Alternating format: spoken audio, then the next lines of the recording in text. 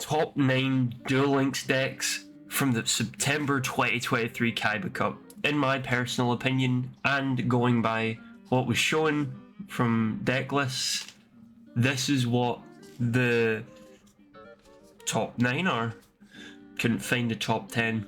Yeah, look, don't judge me on that. I can't find anything for it. I don't trust some of the other decks. But as we move on, number 8, I want to say Trickstars. They're good.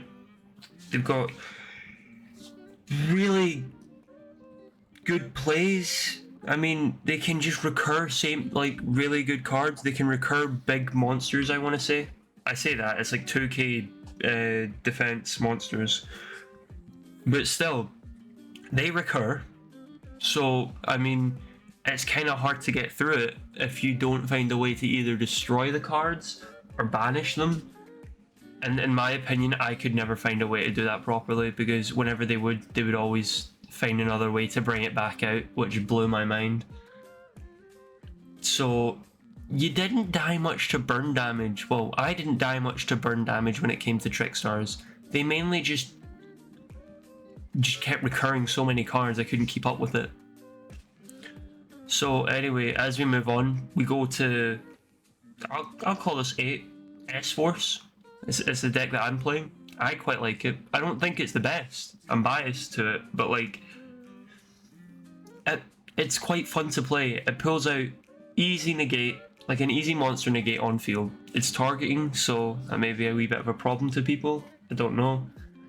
But another thing is that it is so good to set up board breakers.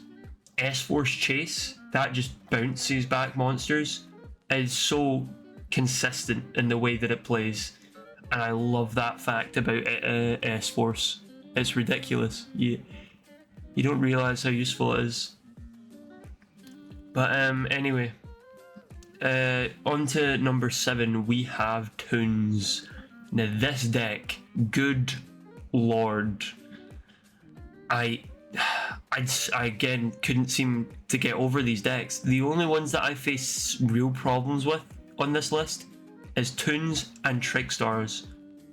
So that's why I'm putting them here, to be honest. They're really good decks. Toons, they can break your board surprisingly easy with their Comic Hand, with like the Toon BLS, and then being able to consistently get those cards, it just makes it such a consistent and efficient deck to take out any big monsters. Like, because the Comic Hand, it's an equip spell. You can just equip it to anything, unless, you know, Gearfried or something, but nobody's playing Gearfried, let's be honest. It's like a card made in 20 years ago.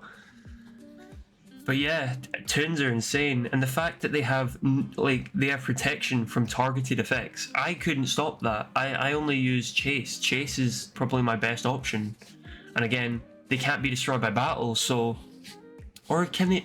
They also can't be destroyed by card effect, I want to say, if they have Toon Kingdom on the field. That is just such a good card, Toon Kingdom, and the fact that they can get it through their skill makes it a billion times more consistent. It's just insane. Anyway, as we move on to the actual winners of the the Kaiba Cup, sorry, not YCS, that would be insane. We have number 6, Rockets. Now, I faced Rockets, and I want to say, wow, I've thought about making Rockets. I've thought about making a lot of these decks, but these were insane decks, and I want to say they can pull off a semi-decent board. Funnily enough, I would expect more Link plays from a Rocket deck, but no. It's going to their fusion monster and summon Void Ogre pass. And you know what? Void Ogre will always be online due to the fact that you will probably use all your cards in your first turn as a Rocket player, let's be honest. You either set all your cards down, special summon all your monsters because of the field spell, and you can get that with your skill, which makes it even better. So why not? It's such an easy deck. Well, I want to say easy, if you can play through most of your opponent's interruptions, which again, I've seen on numerous occasions that it has been possible that somebody's played through it, because you don't need monsters on the field. to fusion summon for the big dragon boy, that's what I'm going to call him, because of Dragon's Mirror and Void Ogre, you just need 2 level 4s, and I presume that'd be easy to get because Field Spell lets you summon 2, and if you destroy that somehow or bounce it back, you're okay, you still have your normal summon. And I just want to say Rocket Tracer, god damn, I'm surprised they haven't limited it or something, because it's a really consistent card. It just makes it super easy to play the deck. It's not like broken. I'm not saying it's broken, I'm saying that it's consistent and it's good. Because like, I don't know, every time I've seen a player play, it's Rocket Tracer, activate Quick Launch, Rocket Tracer effect to destroy Quick Launch, and you get 3 monsters on the field. So that'd be fine. Go into Ogre, and then boom, you can Dragon's Mirror 1 on field and 1 in the graveyard. That's just how it goes. Or you could just Dragon's Mirror the 2 rockets that you already used for the synchro, which is insane.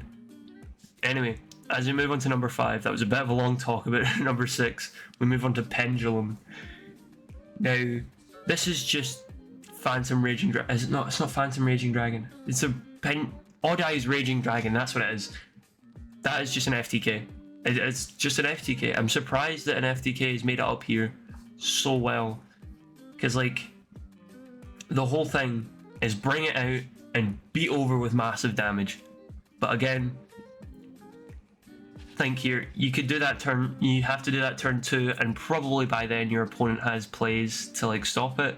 If they don't, that's good. That's good for you. You've probably won. You've most likely won.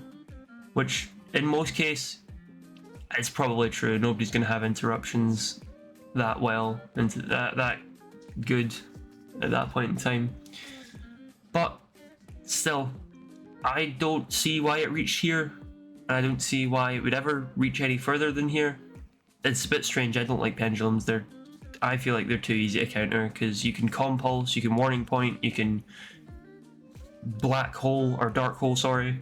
You can, I don't know, Mirror Force, Drowning Mirror Force. I can keep naming. White Princess, that does nothing. It completely stops them. She's such a good hand trap, by the way. But yeah, I don't understand why pendulums are this high. As we move on, we got number 4, Tenyis. Tenyis, I can see why they actually made it here. It is an easy deck to bring out tons of monsters, and in my opinion, I've seen way too many Tenyi players play it as if they were just reaching their Link 3 monster. I would personally play it as in reach your Link 1 normal monster and then summon the level 8 synchro, I can't remember his name. But that would probably be a really good board for Tenyis, because it keeps your Tenyis that are in the graveyard online, and you still have a massive monster on the field that may or may not cause a massive problem to your opponent. I don't see why people think they should go so high up. Maybe it's because of the skill that they use to gain life points. Again, I still don't see why people would use that. It's just extra life points. I guess it may keep you alive a little bit longer, but I quite like the fact that you bring out your level 8 synchro, your Link 1 normal monster, and you call it a day. Because it's good. It's really good. And then, as we move on to number 3, one that we all hate. I think we all hate this because it is ridiculous. We have got Blackluster Soldier. Why did they make the skill so broken? Oh yeah, you want to mill 7? Go ahead, do it in your first turn, there's no interruptions. Oh wait, you want to search for, like, I don't know, a ritual spell? No way, you can just get it. Oh my god, do you also want to search for a ritual monster? Essentially a draw 2? Oh, go ahead, just do it. It's like Destiny Draw, but like, better. Because you get 2 cards out of it. Oh, and see, while you're doing that, do you want to shuffle back 3 banished that you used for another ritual summon? Oh, don't worry. I'll just bring one out for you. Yeah, take it. Go ahead. It makes no sense. It blows my mind how Konami thought this was completely fair. And the monster effects, They're good. It's such an easy board breaker. The only thing that I see, White Princess, and for me, I found it easy to go into S-Force Justify and banish their monsters. It's such an easy way to destroy a Blackluster Soldier deck. It literally destroys their whole field in one turn. And you have an easy negate for Envoy if they do summon it. But yeah, I can't say much else about Blackluster. That's pretty much it. They just summon 3 BLS and attack. As we move on, we've got Speedroids. It's a good deck. Summons a fair amount of negates. It's, I want to say, consistent. It's quite crazy how it summons that many monsters. But as we all know, there's always a downside. White Princess, that it's been like one of the best cards in my opinion. I feel like it should be higher rated than it is right now because it's actually ridiculous how good it is. I've used it way too many times to save my life, and good lord, it's amazing. But Speedroids pull out good negates. They've got a good board wipe.